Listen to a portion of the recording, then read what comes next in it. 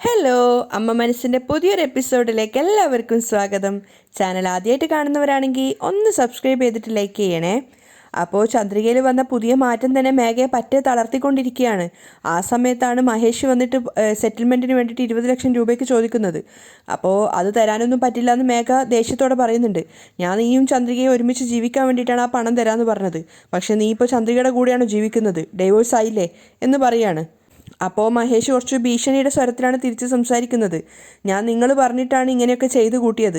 ഞാൻ എൻ്റെ ജീവിതവും നോക്കിയിട്ട് ചന്ദ്രികയെ ഒഴിവാക്കിയിട്ട് ജീവിക്കുകയായിരുന്നു. നിങ്ങളാണ് അവൾക്കൊപ്പം ചേർന്ന് കഴിഞ്ഞാൽ എനിക്ക് പണം തന്ന് എന്നെ സെറ്റിൽമെൻറ്റ് ചെയ്യാമെന്നൊക്കെ പറഞ്ഞിട്ട് എന്നെ മോഹിപ്പിച്ചത്. ഇപ്പോഴാണെങ്കിൽ ഞാൻ നിങ്ങൾ പറഞ്ഞത് കാരണം അവിടെ ശ്രീലങ്കയിലേക്ക് കൊണ്ടുപോയതുകൊണ്ട് പോലീസ് പിടിച്ചു. ഇപ്പം എനിക്ക് സ്വന്തമായിട്ടൊരു ജോലിയില്ല, എന്നെ ആരും ജോലിക്ക് എടുക്കുന്നില്ല എന്നൊക്കെ പറയാണ്. അതുകൊണ്ട് തീർച്ചയായിട്ടും എനിക്ക് എൻ്റെ നാട്ടിലേക്ക് പോയിട്ടൊരു ചെറിയ കട തുടങ്ങി ജീവിക്കണം.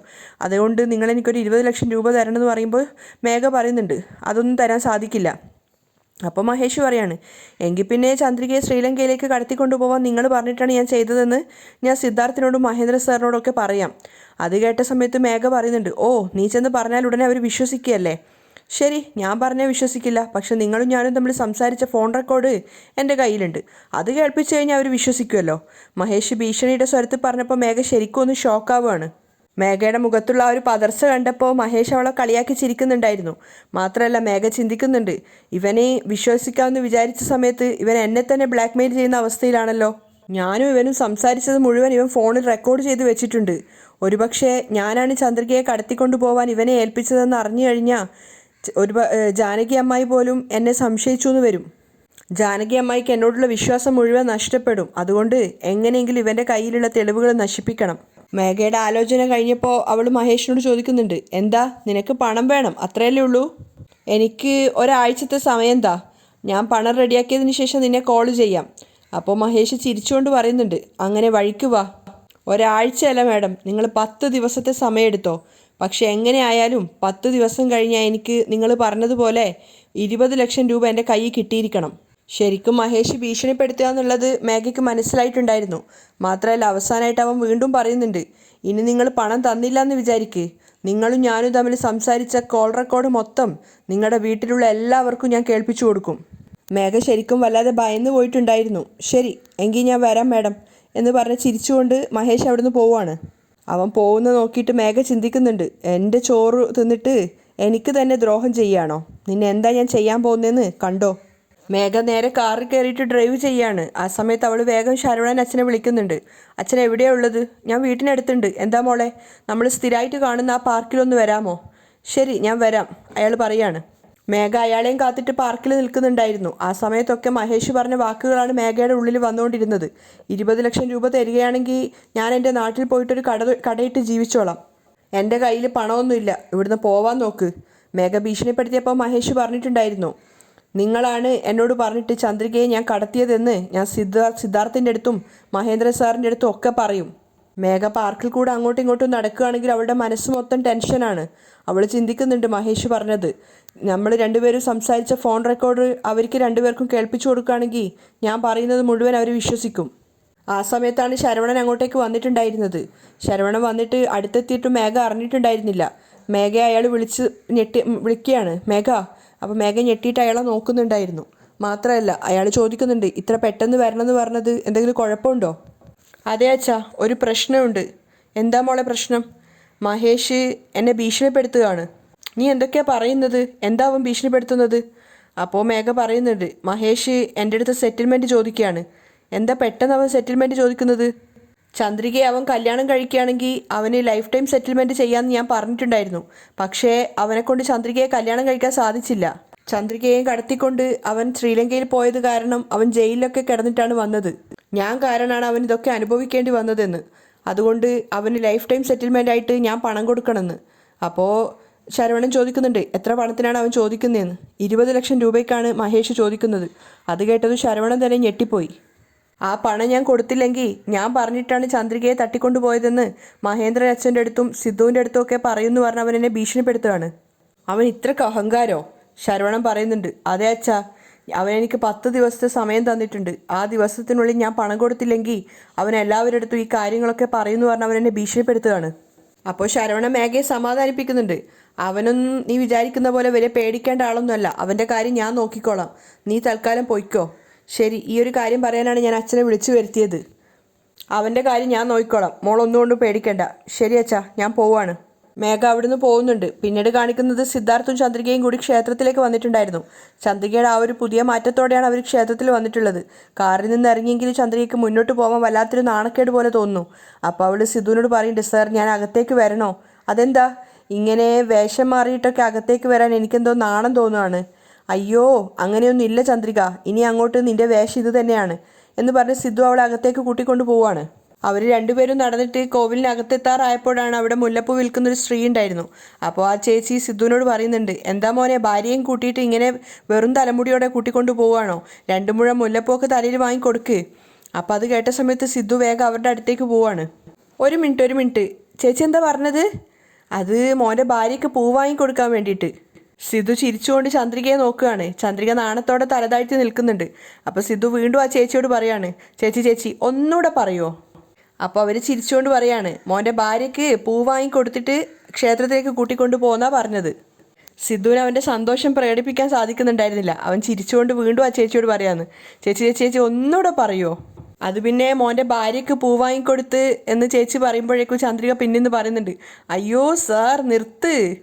അപ്പോൾ ആ ചേച്ചിയും ചോദിക്കുകയാണ്, എന്തിനാ മോനെ ഇങ്ങനെ വീണ്ടും പറയിപ്പിക്കുന്നേ? അപ്പോൾ സിദ്ധു ചിരിച്ചുകൊണ്ട് പറയുന്നുണ്ട്, അതെന്താന്ന് വെച്ചാൽ നിങ്ങൾ അവളെൻ്റെ ഭാര്യയാണെന്ന് പറഞ്ഞല്ലോ, അതെനിക്ക് ഒത്തിരി ഇഷ്ടമായി, അതുകൊണ്ടാണ് ഞാൻ വീണ്ടും പറയിപ്പിക്കുന്നത്. അത് കേട്ടത് ചന്ദ്രിക നാണത്തോടെ തലതാഴ്ത്തി നിൽക്കുകയാണ്. അപ്പോൾ ആ ചേച്ചി ചോദിക്കുന്നുണ്ട്, അപ്പോൾ ഇതുവരെ നിങ്ങളുടെ രണ്ടുപേരുടെയും കല്യാണം കഴിഞ്ഞിട്ടില്ലേ? അപ്പോൾ സിദ്ധു ചിരിച്ചുകൊണ്ട് പറയാണ്, ഇല്ല ചേച്ചി ഇതുവരെ ആയിട്ടില്ല, പക്ഷേ എത്രയും പെട്ടെന്ന് ഞങ്ങളുടെ കല്യാണം ഉണ്ടാവും. ഞങ്ങളുടെ രണ്ടുപേരുടെയും പ്രാർത്ഥന അതാണ്. അപ്പോൾ ആ ചേച്ചിയും പറയുന്നുണ്ട്, തീർച്ചയായിട്ടും നടക്കും മോനെ, ഞാനും ദൈവത്തോട് പ്രാർത്ഥിക്കാം. ശരി ചേച്ചി, ഇത്രയും നേരം എനിക്ക് വേണ്ടി സംസാരിച്ചതല്ലേ, അതുകൊണ്ട് 2 മുഴം മുല്ലപ്പൂ തന്നേക്ക്. ഓ തരാലോ എന്ന് പറഞ്ഞിട്ട് 2 മുഴം മുല്ലപ്പൂ ആ ചേച്ചി അളന്നു കൊടുക്കുകയാണ്. സിദ്ധു പണം കൊടുത്ത് അത് വാങ്ങിച്ചതിന് ശേഷം ചന്ദ്രികയുടെ അടുത്ത് വന്നിട്ട് മുല്ലപ്പൂ കൊടുത്തിട്ട് പറയാണ്, ഇന്നാ ഭാര്യയെ തലയിൽ വെച്ചോ. അപ്പോൾ ചന്ദ്രിക പറയുന്നുണ്ട്, അങ്ങനെ പറയല്ലേ സാറേ, എനിക്ക് ആകെ നാണാവുന്നു. ആഹാ കൊള്ളാലോ, എന്തോ പോലെ ഉണ്ടെന്നൊക്കെ പറഞ്ഞാൽ എങ്ങനെയാണ്? മിണ്ടാതെ നിൽക്ക് സാർ. ചന്ദ്രിക കൊഞ്ചാണ്. അപ്പോൾ സിദ്ധു മുല്ലപ്പൂ അവൾക്ക് കൊടുത്തിട്ട് പറയുന്നുണ്ട്, ഇന്നാ തലയിൽ വെച്ചോ. അങ്ങനെ ചന്ദ്രിക അത് വാങ്ങിയിട്ട് അവളുടെ മുടിയിൽ വെക്കുകയാണ്. അങ്ങനെ അവർ രണ്ടുപേരും ഒന്നിച്ച് തന്നെ ചേർന്നിട്ട് ക്ഷേത്രത്തിനകത്തേക്ക് പോകുന്നുണ്ട്. അപ്പോൾ കുറച്ചു ദൂരം മുന്നോട്ട് പോയപ്പോൾ ചന്ദ്രിക സിദ്ധുവിനോട് ചോദിക്കുന്നുണ്ട്, എന്തിനാ സാർ ആ ചേച്ചിയോട് വീണ്ടും അത് തന്നെ പറയാൻ പറഞ്ഞത്? പിന്നെ എൻ്റെ മനസ്സിലുള്ള കാര്യം ഒരാളിങ്ങനെ പറഞ്ഞുകൊണ്ടിരിക്കുമ്പോൾ എനിക്കതിലൊരു സന്തോഷം തോന്നുമല്ലോ, അതുപോലെ എനിക്ക് വല്ലാത്ത സന്തോഷം തോന്നി, അതുകൊണ്ടാണ് ഞാൻ അവരോട് വീണ്ടും അത് തന്നെ പറയാൻ പറഞ്ഞത്. അത് കേട്ട് ചന്ദ്രിക ചോദിക്കുന്നുണ്ട്, ഒരു പക്ഷേ ഞാൻ സാറിന് കല്യാണം കഴിക്കാൻ താല്പര്യമില്ല എന്ന് പറഞ്ഞാൽ സാർ എന്താ ചെയ്യുക? ഞാൻ മരിക്കുന്നത് വരെ നിന്നെ പ്രണയിച്ചുകൊണ്ടേയിരിക്കും. സിദ്ധുവിനെ ആലോചിക്കേണ്ടി വന്നിട്ടുണ്ടായിരുന്നില്ല മറുപടിക്ക്. That's all your honour. Sidhu ചിരിച്ചുകൊണ്ട് പറയാണ്. അങ്ങനെ രണ്ടുപേരും ക്ഷേത്രത്തിനകത്ത് പോയിട്ട് പൂജാരി ചന്ദ്രികയെ കാണുന്ന സമയത്ത് അദ്ദേഹം തന്നെ അതിശയിച്ചു പോയിട്ടുണ്ടായിരുന്നു ചന്ദ്രികയിൽ ആ ഒരു മാറ്റം. അദ്ദേഹം ചന്ദ്രികയോട് പറയുന്നുണ്ട്, ആഹാ ചന്ദ്രികയാണോ ഇത്? ആള് തന്നെ മാറിപ്പോയല്ലോ. അപ്പോൾ ചന്ദ്രിക നാണത്തോടെ സിദ്ധുവിനെ നോക്കുകയാണ്. അപ്പോൾ പൂജാരി പറയുന്നുണ്ട്, ഈ ഡ്രസ്സിൽ മോളെ കാണാൻ നല്ല ഭംഗിയുണ്ട്, എൻ്റെ കണ്ണ് തന്നെ വീഴുന്ന തോന്നുന്നത്. വീട്ടിൽ പോയതിന് ശേഷം ദൃഷ്ടി ഒഴിഞ്ഞിടണം കേട്ടോ. അതിനുശേഷം സിദ്ധുവിനെ നോക്കുമ്പോൾ സിദ്ധു പുഞ്ചിരിക്കുകയാണ്. അപ്പോൾ പൂജാരി ചന്ദ്രികയോട് ചോദിക്കുന്നുണ്ട്, ഈ സാർ ആരാ മോളെ? ഇദ്ദേഹത്തെ ഇതിനു മുന്നേ മോളുടെ കൂടെ കണ്ടിട്ടേ ഇല്ലല്ലോ. അപ്പോൾ ചന്ദ്രിക സിദ്ധുവിനെ നോക്കി വല്ലായ്മയോടെ നിൽക്കുകയാണ്. അപ്പോൾ സിദ്ധു തന്നെയാണ് അദ്ദേഹത്തിന് മറുപടി കൊടുക്കുന്നത്, ഞാൻ ചന്ദ്രികയുടെ മുറച്ചക്കനാണ്. ഓ മുറച്ചക്കനാണോ? അതെ, ഇപ്പം മനസ്സിലായി. ചന്ദ്രികയിലുണ്ടായ മാറ്റത്തിന് കാരണം സാറല്ലേ? അത് കേട്ടിട്ട് സിദ്ധുവും ചന്ദ്രികയും പരസ്പരം മുഖത്തോട് മുഖം നോക്കുകയാണ്. സിദ്ധു അദ്ദേഹത്തോട് പറയുന്നുണ്ട്, കറക്റ്റായിട്ട് കണ്ടുപിടിച്ചല്ലോ. അതിനുശേഷം രണ്ടുപേരെയും നോക്കിയിട്ട് പൂജാരി പറയാണ്, രണ്ടുപേരെയും ജോഡി നന്നായിട്ടുണ്ട്. ദൈവത്തിൻ്റെ കൃപ കൊണ്ട് നിങ്ങൾ രണ്ടുപേരും കല്യാണം കഴിച്ച് എത്രയും പെട്ടെന്ന് നന്നായിട്ട് സന്തോഷത്തോടെ ജീവിക്കുക.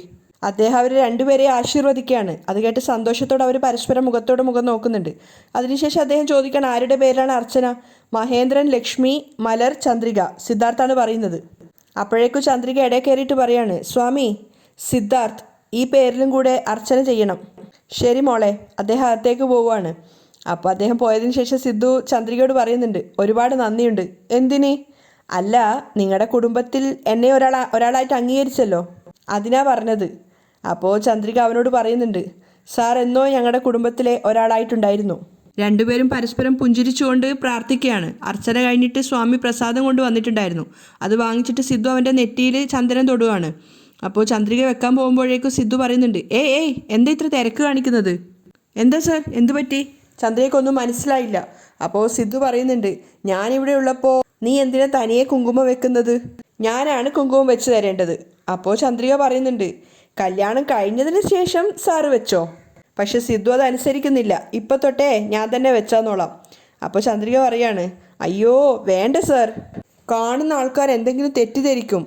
അപ്പോൾ സിദ്ധു പറയാണ്, വിചാരിക്കുന്നവർ വിചാരിച്ചോട്ടെ, അതിനെന്താ. എന്നിട്ട് അവൻ തന്നെയാണ് ചന്ദ്രികയ്ക്ക് കുങ്കുമം വെച്ചു കൊടുക്കുന്നത്. എന്നിട്ട് അവൻ ഐശ്വര്യത്തോടെ അവളെ തന്നെ നോക്കി നിൽക്കുകയാണ്. എന്നിട്ട് ചന്ദ്രികയോട് പറയുന്നുണ്ട്, ചന്ദ്രിക, ഇപ്പോൾ മുല്ലപ്പൂ വെച്ച് കുങ്കുമം കൂടി വെച്ചപ്പോൾ നിന്നെ കാണാൻ എങ്ങനെയുണ്ടെന്നറിയോ? എങ്ങനെയുണ്ട്? ചന്ദ്രിക ചോദിക്കുകയാണ്. ദേവതയെ പോലെയുണ്ട്. അത് കേട്ട് അവൾ പുഞ്ചിരിക്കുകയാണ്. എന്നിട്ട് സിദ്ധുവിനോട് പറയുന്നുണ്ട്, ഇത് ക്ഷേത്രമാണ്, ഇവിടെ വെച്ച് ഇങ്ങനെയൊന്നും സംസാരിക്കാൻ പാടില്ല. ഞാൻ പ്രദക്ഷിണം ചെയ്തിട്ട് വരാം, സാർ ഇവിടെ നിൽക്ക്. ശരി. സിദ്ധു അവളെ തന്നെ നോക്കിക്കൊണ്ട് അവിടെ നിൽക്കുകയാണ്. ചന്ദ്രികയാണേലും തിരിഞ്ഞ് സിദ്ധുവിനെ നോക്കിക്കൊണ്ടാണ് പ്രദക്ഷിണം ചെയ്യുന്നത്. അപ്പോൾ അവൾ കണ്ണിൽ നിന്ന് മാഞ്ഞ സമയത്ത് സിദ്ധാർത്ഥ അവൾക്ക് പിന്നാലെ പോവുകയാണ്. പ്രദക്ഷിണം ചെയ്യുമ്പോഴും ചന്ദ്രിക തിരിഞ്ഞ് സിദ്ധുവിനെ നോക്കുന്നുണ്ടായിരുന്നു.